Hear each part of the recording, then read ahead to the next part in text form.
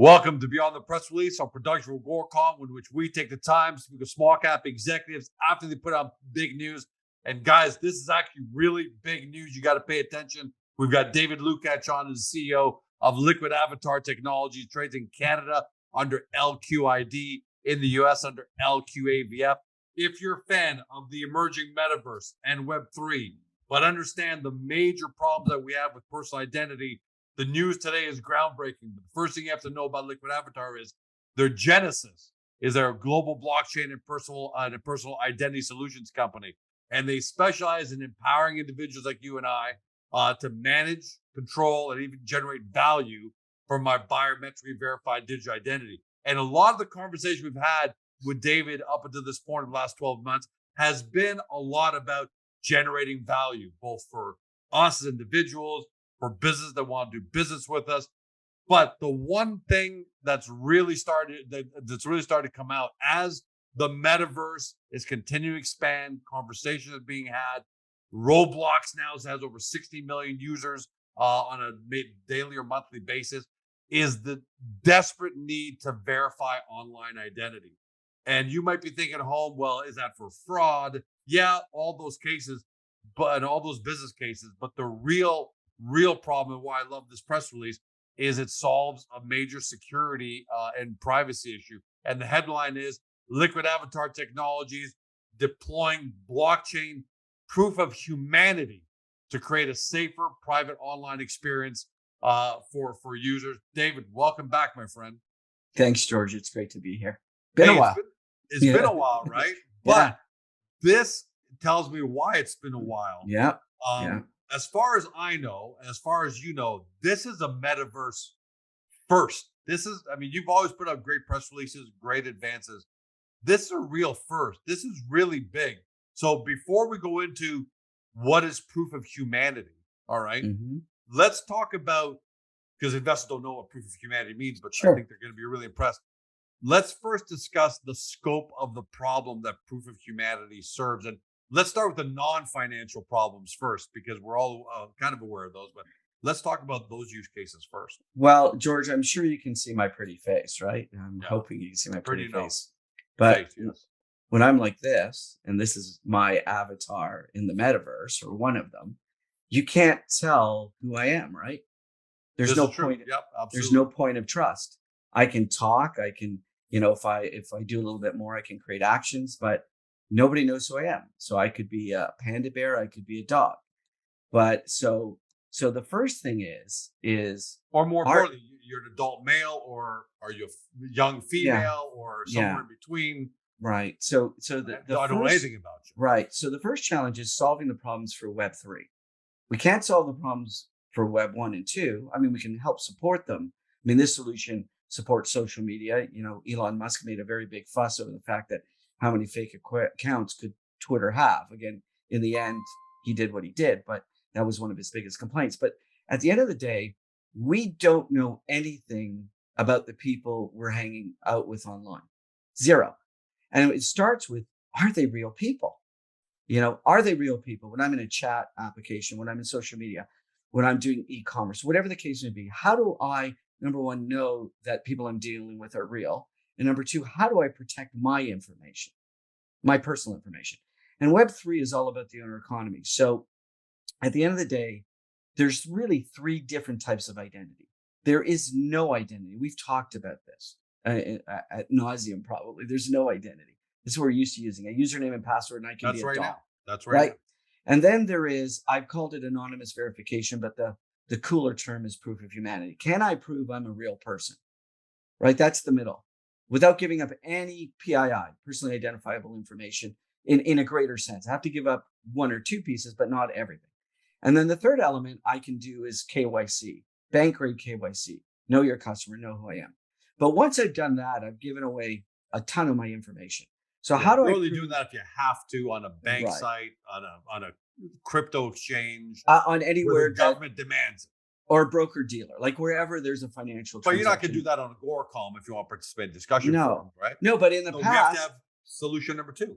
Right. So solution number two is the middleware, where I still, as a user, get to control all my information, and I can give it to you, revoke it. but at the same time, you have some assurance that I'm a real person. That is the real crux. Again, I've used the example many times about walking into a electronics store and buying something and, writing down all your information on a piece of paper. But I think it gets scarier for those of us who are parents. You would never sit your child, or even as an adult, you wouldn't sit in a room with 20 other people in the room, all in disguise. You'd Yeah, feel no, very all kidding aside, we can joke about we're not going to do right, it today. Never would do it, let alone send my children into a room right. and I have no idea who's in there. But that's what we do every day because we've been conditioned to accept that. Web3 changes all of that. And it needs to start with the metaverse. And we hear all the stories about, predators entering the metaverse and issues with the metaverse. And this is a stopgap to make sure that everyone can verify that they are a human being. And by the way, we got to make sure we pound this home for everybody. Um, this isn't just a case of, yeah, it'd be great. The problem is happening right now. So I've Right. been reading articles long before I saw today's press release that adult males, I'll just say adult males because I'm an adult male, are using gaming rooms, Mhm. online uh, children's places to go in, pretend. So I go in, I pretend I'm a 10-year-old kid. I get all friendly with this guy named David. I gain this trust, and I lure him out, right? It's happening inside of video games, inside of all this. So this is a real major problem that goes beyond just, hey, a Gorcom wants to know your ID because we want to share some rewards with you. We just want to make sure you're real. Well, yeah, I think, and I may not get all my facts correct here, so I apologize. But there was recently an issue where a young lady was lured to the U.S. from Canada, um, based on that situation. There was grooming and child issues and everything else. This really empowers the platform to say, I'm only going to let real people in. Two, there is a biometric and a self-attested age verification and a device verification, so that with confidence level. And what that all means is, George, I can prove I'm a real person. It's not gender based, right? Because I have biometrics. Two, I can prove that my device is connected to that biometric. And three, while I've provided my age information, we have artificial intelligence that verifies the confidence level Wow. of that. So Wow. a a So if a I'm pl- pretending to be a 10-year-old kid, and you look 40, that's not going to work. The right, confidence level would be low. So now a platform can look at and say, you know, um, you know, this identifier, this digital identifier, their age doesn't match anywhere close. It's a low confidence to what they're saying. So if we want to let them in somewhere where jurisdiction or age is an issue, we better do KYC on them. So it starts putting assurances and even some knowledge into the hands of users. We've actually deployed this. We're actually not only talking about this in the Liquid Avatar mobile app, we're deploying it to our own metaverse and our own programs. right. So let's talk about that because you get to showcase to the world saying we haven't just developed the technology, but we're actually be deploying it in a real metaverse with a lot of users, and you're going to be able to track all sorts of not data for the people, but user how it all works, how it all interacts. So how big of an advantage is that, David? That not only did you guys develop it, but you've got a target in order to deploy it into. Well, we're starting, George, with our play to earn game because it's the easiest place to do that. And I will say to you that it's not just our technology that we had to connect to. We had to connect to gaming technology. We had to connect to a well known platform that usually takes in username and password. So to get into this platform, you don't have to use a username and password. Your biometric is your password, and it is an open standard technology that other platforms can use. So I think the advantage is that we got tired, honestly, as a company, waiting around for governments and other organizations Right, to say, right. hey, you know what, we've got the solution built. You said you're going to do X, we've got that solution built, but now we're just sitting here sort of twiddling our thumbs waiting for you to, react and put something into market. That's not to say that we're not ready for that, as they do, but we really wanted to have a Web3 solution. When we started looking at all the problems out there, we already believed we had a baseline solution. We did the modifications over the last 6 months to make this work, and now we can deploy it. Literally, we're starting Apple App Store and Google Play with up to 61 countries. So we've gone from Canada, US to allowing this to be used in 61 countries. And if you've been able to pass the privacy rules in each of those app stores that are incredibly hard, especially in the last few months, they've made it even harder. That says that you guys have really planned this out. It's not, hey, it's a good idea. Let's see if we can do this. This has really been planned out well. No, and honestly, when we got it into the app stores for review, it went through in hours. It was because we had set a standard all the way along, and they had reviewed all our product previously, and we made some UX changes. We made it more streamlined. We've done a user videos. This is really all about changing the sort of the thought patterns, changing the narrative, because we've gotten complacent in allowing our kids and ourselves to hang out anywhere. So let's take the economic value. Well, sorry, one Web3 expert told me, I asked him about this, and he said, this is what the metaverse is going to need to move forward. It actually will need a solution like this, because the metaverse won't move forward with the Web 1 or the Agoracom. At the end of the day, I really have no idea. Is that some guy named David who's actually an investor from Canada, or is that some other guy who's just trying to get friends on the site in order to try and get money out of them to invest in this quirky scam somewhere? And I really don't have an idea as to whether you're a real person or not, or you are who you portray yourself to be. Well, let's break that down for everybody who's watching for a second. We're not going to tell you with proof of humanity that I am, David, Jim, George, or anything else. That is something that the platform can ask for and reward individuals for giving up that information. So you think about it. Now we've created the value chain. I'm going to prove that I'm a real person. If you want more and I'm willing to give you more, you're going to have to give me something back in return. So that creates value. Okay. And it's one user, one account. If I'm banned, my biometrics are banned, I'm not coming back in. Right. So everybody's got to play the good actor. When we looked at the stats, and there's been reports all over the place that, anywhere from 20 to 80% of accounts are fakes in social media. Now, I don't believe it's 80. I don't believe it's 20, but I'm not an expert. I can't tell you what that number is. But you can imagine if I'm a business trying to reach those people, for every dollar I'm spending, it's costing me $1.20 to $1.80 to reach my targeted audience. Yep. So I'm no longer budgeting a dollar. And Elon Musk has made that very clear. Right. He made that very clear. And the other problem is it's not just the $1.20 or $1.80, it's all the fake data that I'm collecting.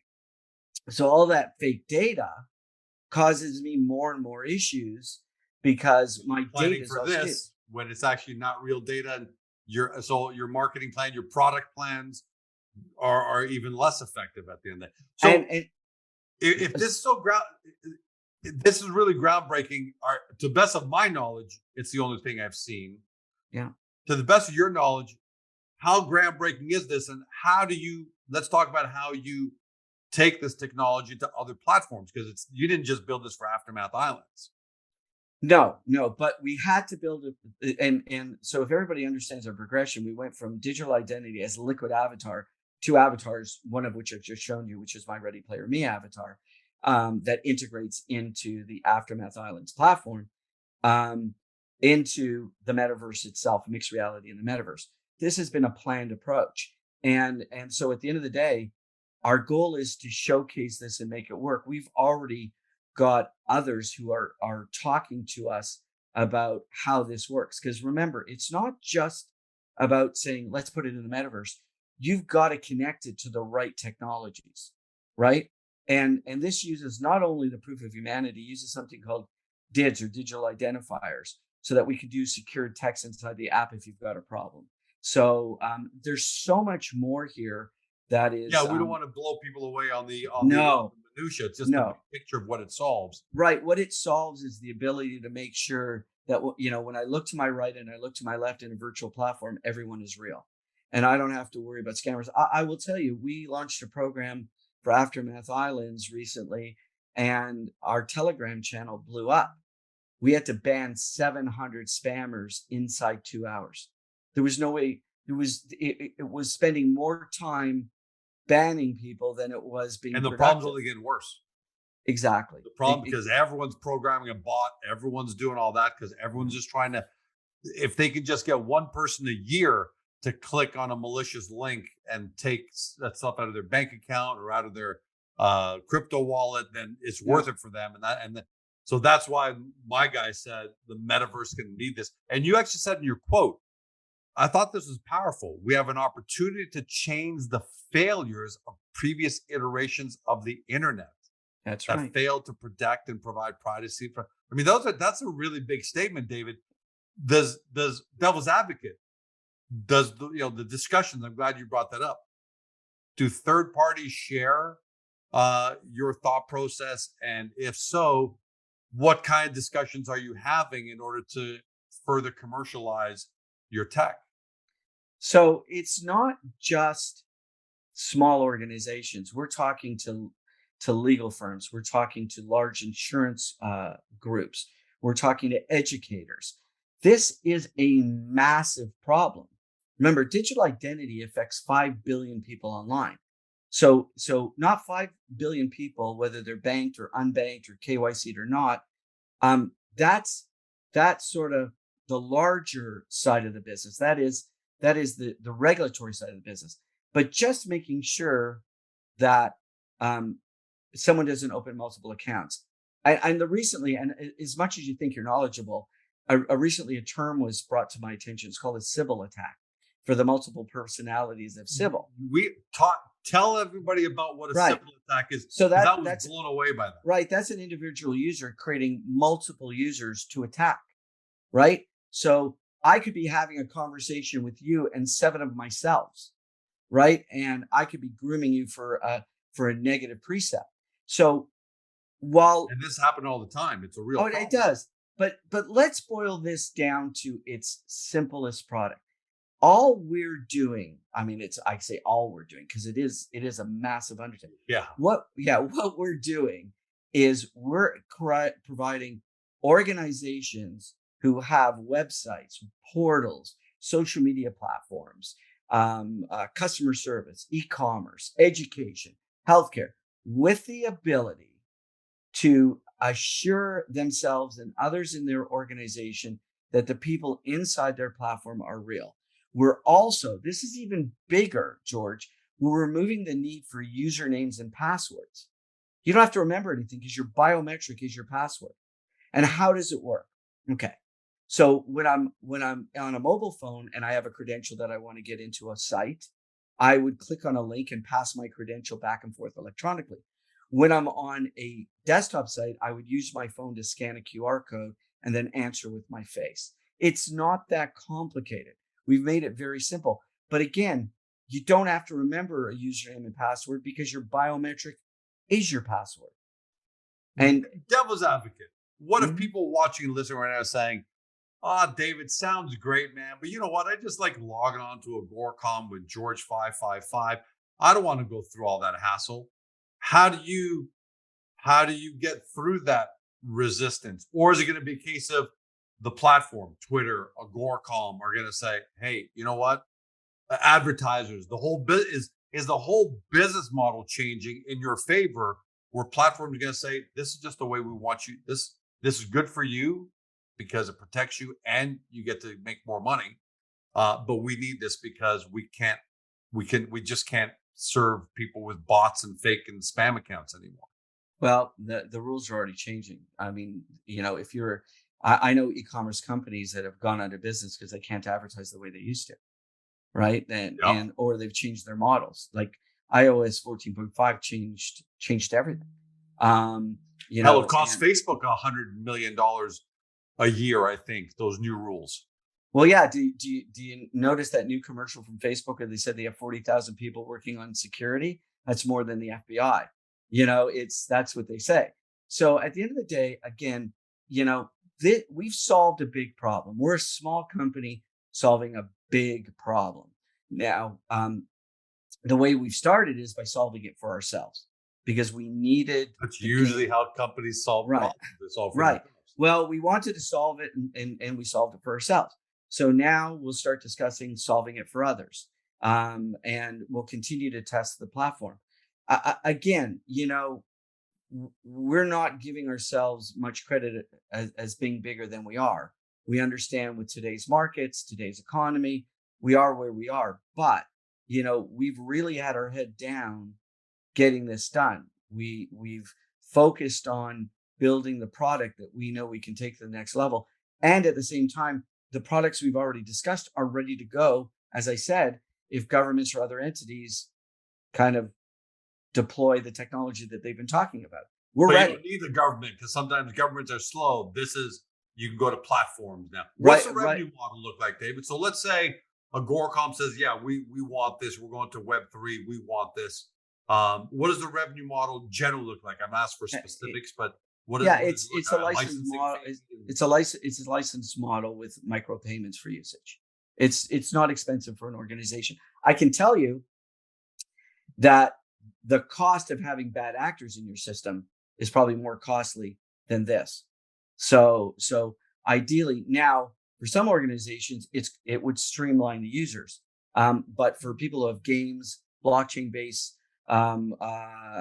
opportunities where you need to verify that users are real, like you can't start the blockchain going with fake users and spammers and scams. The more that proliferates in decentralization, the worse we get, because this is decentralization. And with decentralization, there's got to, a trustless environment has no trust, right? In this situation, it's a little more complicated.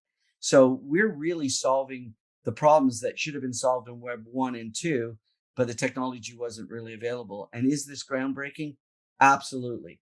We're showcasing Aftermath Islands, the Liquid Avatar mobile app, Lost Kingdom of Tessara. We're showcasing and our avatar products to the industry. And all we keep hearing is wow, wow, wow. And it's real. This isn't vaporware. This is real. And No, listen, you guys said you were going to do Aftermath Islands. You got the sales. We've seen the demos. We've seen the avatar demos. It's real. The one thing about you guys is you're a lot of Web3, 98% of Web3 has crashed because George Bucks says he's going to create this great cryptocurrency and we're going to do all this fun stuff online and just they fell apart. You guys have delivered. Hey, am I right in thinking that parents might be major drivers of this because at the end of the day, I want my children to be doing stuff online, but I want to make sure that they're not communicated with some groomer somewhere around the world who's trying to, unfortunately engage them in nefarious stuff. Do you think parents will drive this, or do you think platforms will drive this? Where they say, David, thanks for coming up with this great solution. I'm Elon Musk. I need this for Twitter because the bot situation is just getting out of control now. We just don't want to do anymore.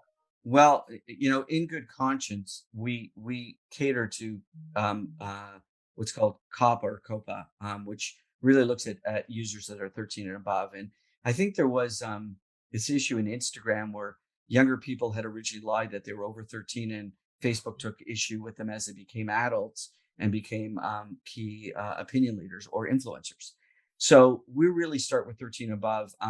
For organizations that have younger people, we are in discussion with an application that allows parents to verify their children. But at 13, there are certain privacy rights that you can accept. Generally speaking, some countries are a little bit older. So we do believe that parents will help drive this. But at the same time, we think that platforms that want to optimize are going to want to start to say, hey, we'll give you incentives if you prove you're a real person, right? This can be an option to start getting people over the line. And again, I really qualify this by saying, we'll get a real person into your platform. You want more data, more information, you're best to reward them to get that. Yeah, yeah, yeah. And the more you reward them, probably the higher the value of that information, that data. So now data becomes voluntary. You still have to work within the rules of revocation and forgetting. There's a lot of rules when it comes to data today. But at the same time, a company like Agoracom can know that they only have real users, and then they can know that if they want to reward real users to give more information, then it becomes a sales tool to reach advertisers saying, hey, I've got all these real users and they've given me this data. We know this data is real because it's connected to them. Yeah, public companies say, hey, Liquid Avatar might give a reward to people. Okay, you're conflicted there. ABC Widgets might give a reward to people saying, hey, if you sign up with and use Proof of Humanity, we'll give you I don't know, 50% off coupons to our. Well, not only that, but it's not just about signing up with Proof of Humanity, but it's once you've done the Proof of Humanity, I can now ask you for more information. Can I ask you for your email address? Can I ask you for where you live? Can I ask you for additional information? And if you, and if there's got to be some factors to make sure it's truthful. But based on that information, I will give you X or Y or ZZ for our American friends. So it's all about creating that one-to-one relationship where data has more value. Data is owned by the user. We're covering that basic human right, but at the same time, we're creating value. We've now been able to prove management, ownership, and control of data, because Proof of Humanity only gives you so much. And then we can create value because as a platform, you'll want to give me a reward if I give you more information. Sort of if you give a mouse a cookie. Last question, 30 seconds.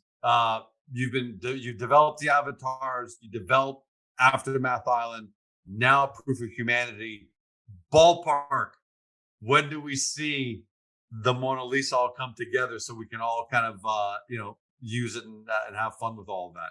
Well, again, Lost Kingdom of Tessara, the clicker game that you can generate free NFTs that can be used in Aftermath Islands will start this week. So once you've got your Liquid Avatar mobile app and you've got your Meta Park Pass, I think I haven't even talked about it, but this particular element of Proof of Humanity is called the Meta Park Pass. You've got your Meta Park Pass, which you just click on and get, and there's tutorials available. Then you can play LQID and start getting rewards right away. So that's really cool. And it's an addictive, great game. We've already done stress testing on our first server application and we've integrated avatars and we've had people running around as groups playing in the Aftermath Islands metaverse. That's amazing. I can't wait. We've done it. Can't wait to see it. And again, George, this has all been done from literally internal resources. Like, it's been a challenge, especially in these markets, but we have not faltered. We have continued to deliver against our mandate. And while we can't yet again, until the metaverse is up and running, as everyone might know, we can't actually recognize the sales, but our gross sales to date, there's still discounts and allowances and that kind of stuff, is just around 2.5 million US.